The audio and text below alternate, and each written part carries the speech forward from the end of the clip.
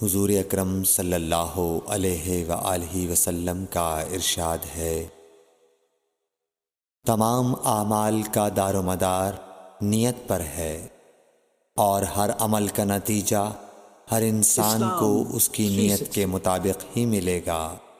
پس جس کی ہجرت دولت دنیا حاصل کرنے کے لیے ہو یا کسی عورت سے شادی کی غرض سے ہو، پس اس کی ہجرت انہی چیزوں کے لیے ہوگی جن کے حاصل کرنے کی نیت سے اس نے ہجرت کی۔ صحیح بخاری حدیث نمبر 1۔ حضور اکرم صلی اللہ علیہ وآلہ وسلم نے فرمایا کہ وحی نازل ہوتے وقت کبھی مجھ کو گھنٹی کی سی آواز محسوس ہوتی ہے، اور وحی کی یہ کیفیت مجھ پر بہت شاق گزرتی ہے۔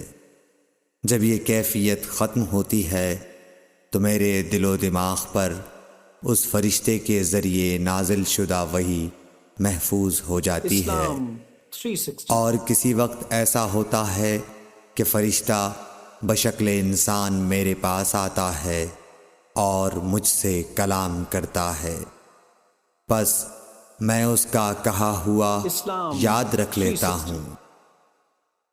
صحیح بخاری حدیث نمبر 2۔